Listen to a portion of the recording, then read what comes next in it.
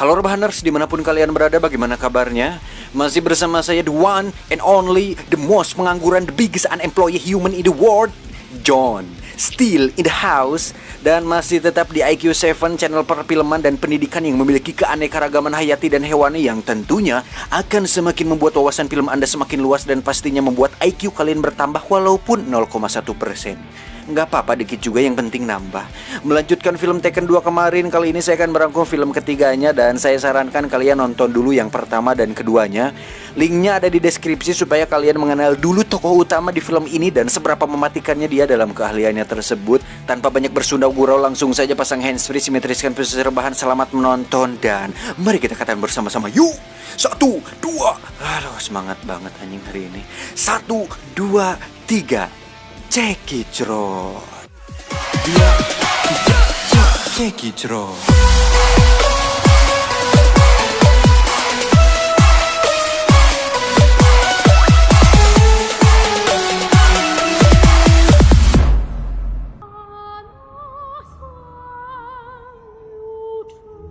Diawali dengan memperlihatkan pasangan suami istri di mana rumah mereka dimasuki oleh orang Rusia yang meminta si suami untuk ikut bersama mereka tanpa istrinya menyadari hal itu. Pria itu pun dibawa ke kantornya sendiri di mana di situ sudah ada pria bernama Oleg Malankov yang merupakan ketua dari kelompok mafia Rusia. Oleg pun langsung mengungkapkan tujuannya bahwa bos dari si pria ini memiliki banyak sekali hutang kepada Oleg dan meminta si pria untuk membuka brankasnya. Namun ternyata isi dalam brankasnya kosong melompong yang membuat Oleg kesal hingga membunuh si pria tepat di dalam brankas tersebut. Dan Anda tahu siapa bos dari pria malang ini? Ya, dia adalah Bahrudin yang merupakan suaminya Leni, di mana seperti yang kita tahu bahwa Leni adalah mantan dari Brian, sang tokoh utama, hingga bisa dipastikan cerita kali ini akan berkaitan dengan para mafia ini yang berurusan langsung dengan Brian, sang om-om yang mematikan di film ini. Dan inilah Tekken 3. Fokus ke tokoh utama di mana kita akan melihat Brian sedang membeli sebuah boneka panda besar sebagai hadiah ulang tahun bagi Kim anaknya, di mana Kim sendiri terlihat sedang memegang sebuah tespek yang menandakan bahwa Kim sudah hamil di luar nikah. Tak lama Brian pun datang ke rumah Kim, di mana di situ ada pacarnya yang mana mereka terlihat begitu bahagia hidup bersama, walaupun itu merupakan tindakan kumpul kebo yang seperti kita tahu bahwa hal itu merupakan hal yang lazim di negara barat. Coba kalau Anda kayak gitu di sini, mungkin sudah dikepung ormas. Take it easy, Jimmy. Setelah menemui Kim, Brian pun menemui sang mantan yaitu Leni, di mana Leni curhat mengenai sikap suaminya yaitu Bahrudin yang berubah akhir-akhir ini akibat permasalahan hutang yang sedang dialaminya. Pulang dari sana, Brian pun menemui teman-temannya yang mana di situ ada Sam dan beberapa teman mantan agen CIA juga. Sam sendiri merupakan kepala keamanan internasional yang selalu membantu Brian saat kesulitan di film pertama dan keduanya. Okay, the big moment. That's a good shot. Saat pulang ke apartemennya, Brian pun didatangi oleh Bahrudin, suami Leni, di mana Bahrudin ini meminta Brian untuk menjauhi Leni istrinya, karena walaupun Brian dan Leni pernah memiliki hubungan di masa lalu, tapi itu merupakan cinta yang telah lalu, jalinan kasih yang sudah kandas dan diterpa gelombang. Jadi Bahrudin mohon agar Brian menjauh dan jaga jarak dengan Leni, apalagi sekarang sedang pandemik. Karena tidak mau jadi seorang penikor, Brian pun dengan gentle bahwa dia akan melakukannya. I can do that. Thank you. I really appreciate it. Esok harinya Brian terlihat sedang jogging lalu mendapat sebuah pesan dari Leni bahwa dia berada di apartemennya milik Brian, untuk kemudian Brian menyematkan diri ke toko roti lalu segera pergi ke sana. Dan betapa terkejutnya Brian saat pulang di mana dia melihat Leni sudah terbujur kaku tak bernyawa tepat di atas kasur milik Brian. Tak lama datanglah polisi yang mengira bahwa Brian lah pelakunya hingga bisa disimpulkan bahwa ini semua adalah sebuah jebakan. Dengan perasaan sedih campur emosi, Brian pun tetap fokus di mana dia berhasil melumpuhkan polisi tersebut dan segera kabur dari sana.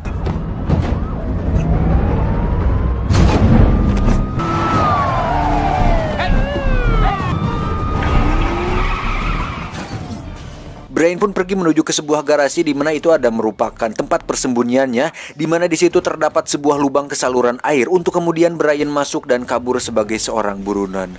Pas adegan ini kasihan loh anjing, si Brian udah mantannya meninggal, sekarang jadi buron. Sabar ya om.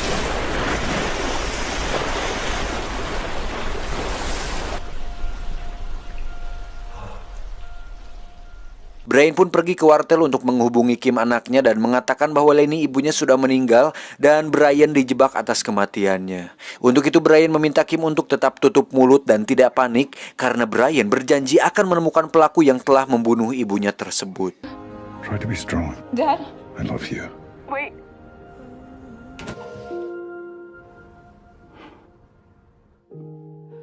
Sementara itu kita akan melihat karakter baru seorang pemimpin kepolisian bernama Dozeler. Ini orangnya, di mana beliaulah yang bertugas untuk mengusut kasus ini, sekaligus orang yang cukup cerdas dan teliti, dan itu kita bisa lihat saat dirinya memakan donat milik Brian yang belum dibuka sama sekali, sekaligus lapar karena belum sarapan sejak tadi pagi. Tak cukup sampai situ, Dozeler pun berhasil menemukan sebuah lubang di bawah mobil yang dipakai Brian untuk kabur, di mana Dozeler yakin bahwa Brian adalah orang yang sangat ahli. Brian sendiri terlihat menghubungi Sam rekannya untuk menanyakan tentang markas rahasianya dulu, yang mana tujuan dia datang ke sana adalah untuk mengambil beberapa senjata yang akan dia gunakan dalam pencarian pelaku pembunuh Lenny.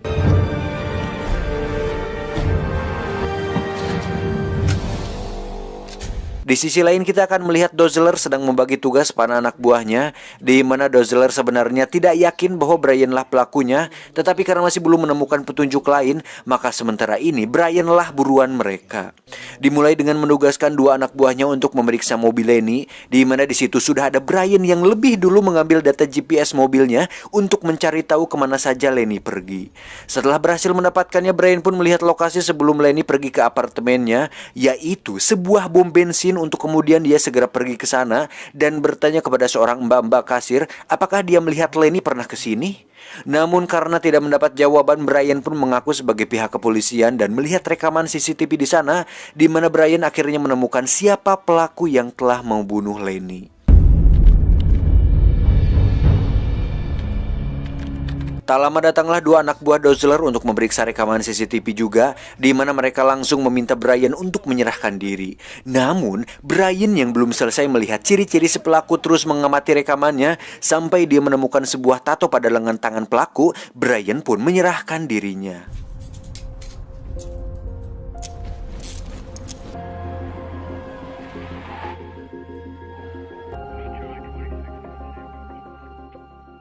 Dozeler pun ditelepon anak buahnya yang dengan ceria mengatakan bahwa mereka sudah menangkap Brian dengan sangat mudah dan ternyata tidak seahli seperti yang dikatakan oleh Dozeler. Dozeler pun menyuruh mereka untuk berhenti sampai Dozeler sampai di sana karena dia sadar bahwa Brian tidak mungkin menyerahkan diri begitu saja dan pasti sedang merencanakan sesuatu. Namun para anak buahnya justru tidak mengindahkan perintah tersebut karena menganggap bahwa Dozeler berlebihan dan meremehkan pengalaman mereka. Tapi benar saja, Brian diam-diam mengeluarkan sebuah kunci borgol khusus dari gelang di tangannya yang sudah dia siapkan sebelum hal itu. Alhasil mereka pun dibuat kewalahan karena Brian mengendalikan setirnya hingga terjadi sebuah kecelakaan beruntun yang membuat kontainer sebuah truk ngaclang dan melayang di jalanan.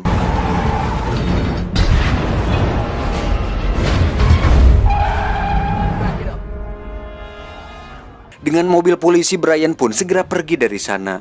Tak cukup sampai situ, Brian pun kembali diserang oleh beberapa pasukan polisi lain, di mana dia dengan sangat nekat menjatuhkan mobilnya ke dalam jalur lift dan itu sangat membagongkan.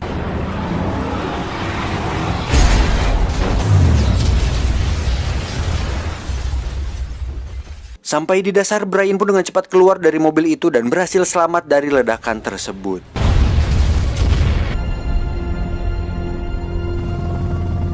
Selanjutnya Brian pun menghubungi Dozeler untuk mengatakan bahwa dia tidak bersalah atas tuduhan itu dan akan mencari pelakunya untuk membuktikan hal tersebut. Dan jika Dozeler ingin tetap menangkapnya, Brian hanya bisa mengatakan, "Semoga beruntung." Anjir, kepala polisi aja dianggap remeh sangu. Luar biasa memang si Om Brian ini. Good luck. Saat berada di kantor, Dozeler pun mendapatkan rekaman CCTV yang sengaja ditinggalkan oleh Brian di tempat kejadian perkara tadi, di mana Dozeler dan anak buahnya terkejut saat melihat Lenny diculik oleh pelaku sebenarnya. Dan itu bisa menjadi bukti pertama bahwa Brian tidak bersalah atas kematian Lenny. Okay, guy. I need some magic done on the security tape. Now, right now. Brian pun pergi ke tempat Sam untuk meminta bantuannya agar datang ke pemakaman Lenny dan menemui Kim untuk menyampaikan agar Kim tetap menjalani rutinitasnya karena Brian akan menemuinya dalam beberapa hari ke depan.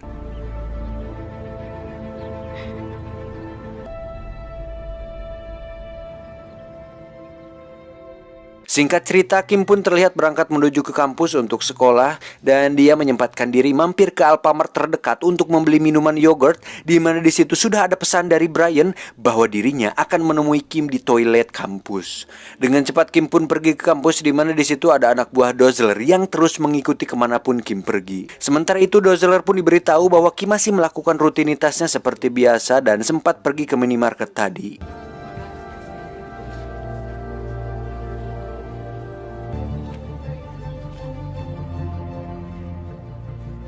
Hingga saat Dozeler datang ke sana, dia pun bertanya kepada mbah-mbah kasir yang mengatakan bahwa Kim selalu datang dan membeli minuman yang sama setiap hari. Mendengar hal itu, Dozeler yang memiliki kemampuan analisa kuat pun langsung memeriksa botol bekas minuman Kim dan akhirnya sadar bahwa kebiasaan tersebut merupakan media yang dipakai Brian untuk berkomunikasi dengan Kim anaknya. Dengan cepat Dozeler pun menghubungi anak buahnya dan pergi ke kampus membawa serta pasukannya. Kim sendiri terlihat sudah selesai pelajaran, di mana dia dengan cepat pergi ke toilet untuk menemui Brian ayahnya. Dan saat sudah selesai sono-sonoan atau kangen-kangenan, datanglah pasukan Dozeler, di mana mereka dengan berani masuk ke toilet perempuan dan menemukan Kim sedang di sana. Sadar bahwa Brian sedang kabur, Dozeler dan pasukan pun masuk ke dalam kampus, di mana Brian melemparkan sebuah granat kecil yang membuat alarm kampus aktif sehingga memunculkan air yang lagi-lagi membuat Dozeler kehilangan Brian. Dan itu sungguh mengelihaikan.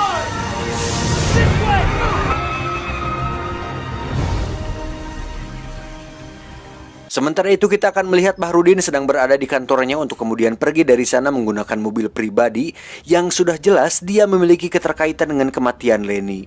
Untuk itu Brian pun mengikutinya dari belakang, namun tiba-tiba datanglah mobil lain di belakangnya yang langsung menabrak Brian hingga terjun ke bawah jurang. Dan orang itu adalah anak buah dari Oleg Malenkov, sang ketua mafia yang kita lihat tadi di awal.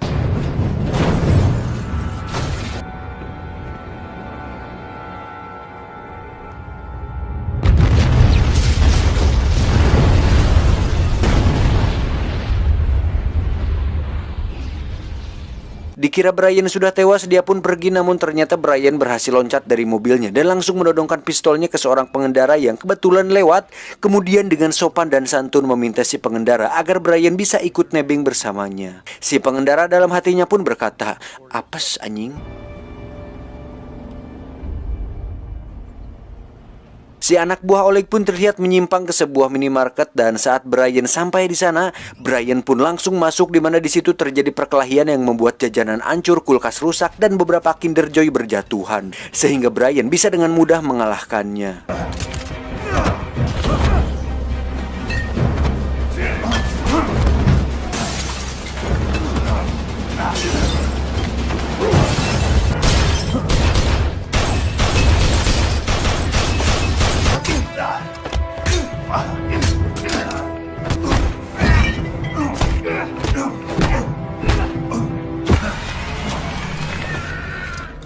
Tersisa si koordinator mafia. Brian pun mencoba mencari informasi darinya, namun sayangnya dia memilih untuk bunuh diri dan mati daripada memberikan informasi kepada Brian. Dan sedikit informasi, jika kalian sudah pernah menonton Limitless di video-video saya yang sebelumnya, abang-abang ini selalu memerankan tokoh jahat di setiap film. Kalau di Limitless kan jadi rentenir yang ngejar-ngejar tokoh utama. Nah, di film Tenet dia juga jadi teroris di adegan awal.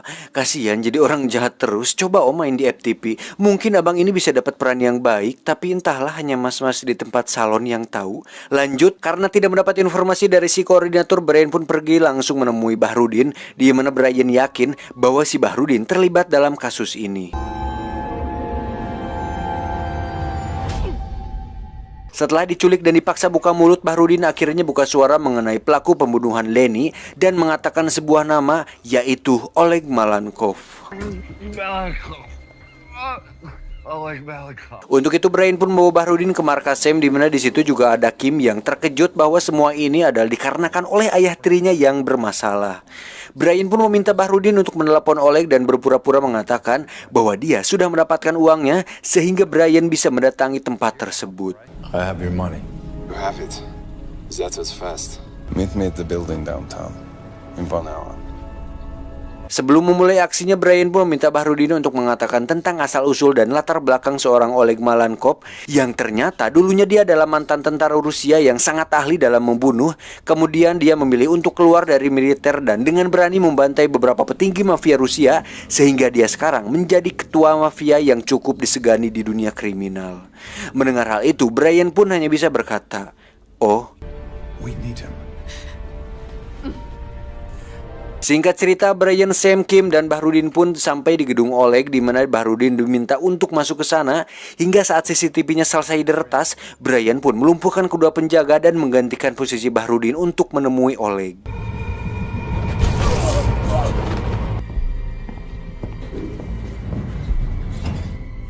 Sesampainya di lantai si Oleg, Brian pun langsung diserang oleh para anak buahnya yang menggunakan shotgun. Dan saya tidak kaget sama sekali saat melihat Brian mampu melumpuhkan mereka semua dengan sangat mudah.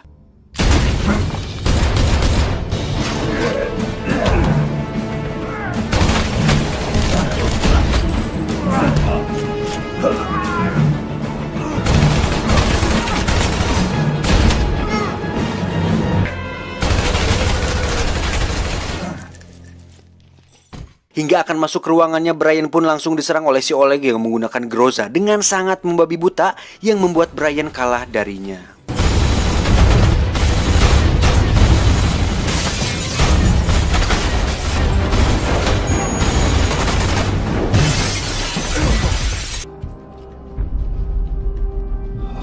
Dengan hanya mengenakan sempak 10.003 saja, Oleg pun menyeret Brian ke tengah ruangan, di mana di situ Brian berhasil melakukan perlawanan dan menembak si Oleg sebanyak 2 kali di bagian perut.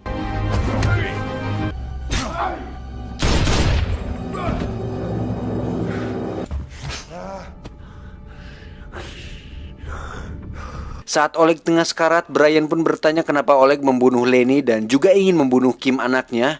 Mendengar hal itu, Oleg pun nampak kebingungan hingga akhirnya dia sadar bahwa ini semua ternyata adalah perbuatan si Bahrudin yang sengaja mengarahkan Brian agar dia emosi dan balas dendam kepada Oleg, agar semua hutangnya musnah dan dia sendiri menjadi aman, meski dengan mengorbankan Lenny istrinya dan Kim anak tirinya. Sungguh terlalu kau, Bahrudin.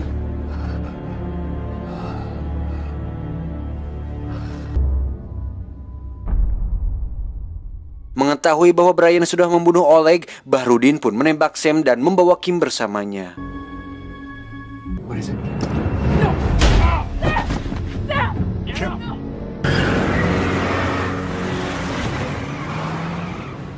Hingga saat Brian berhasil keluar dari gedung, dia pun melihat Sam tengah terkapar, tapi beruntung dia masih hidup. Untuk kemudian Brian dengan cepat mencuri sebuah mobil sport dan segera mengejar Bahrudin. Dalam perjalanannya, Dozler menghubungi Brian untuk memberitahunya bahwa Dozler sudah mencocokkan semua bukti dan menemukan bahwa Brian memang bukanlah pelakunya, lalu meminta Brian untuk mundur dan biarkan Dozler dan pasukannya yang akan menangkap Bahrudin. Namun sebagai ayah yang baik dan berjiwa luhur, Brian pun tidak akan berhenti begitu saja karena Kim anaknya sedang dalam bahaya. Bahrudin sendiri sudah terlihat berada di dalam pesawat pribadinya yang sebentar lagi akan lepas landas. Namun Brian yang sudah sampai di sana dengan cepat memaju laju mobilnya dan berbuat hal yang sangat nekat, di mana dia menabrakkan mobilnya tepat di roda pesawat hingga membuat pesawat tersebut gagal lepas landas.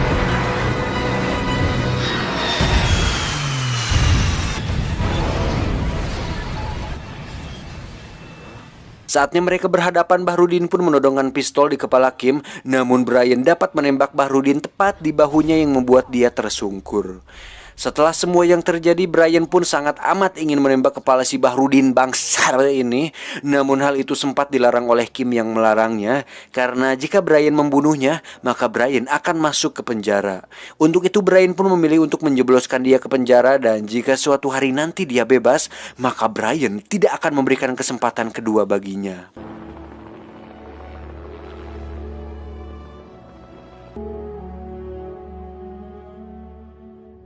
Setelah kejadian itu, Brian terlihat sudah berada di kantor bersama Dozzler, di mana mereka terlibat percakapan orang dewasa yang intinya Brian tidak terkena tuntutan apapun karena bantuan dari The Continental. We're done.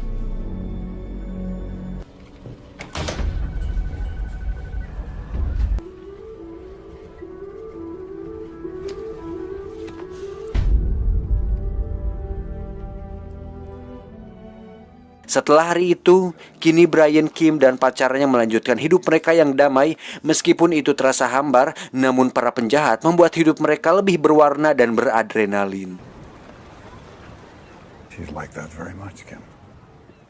Tamat ending yang mengolegkan.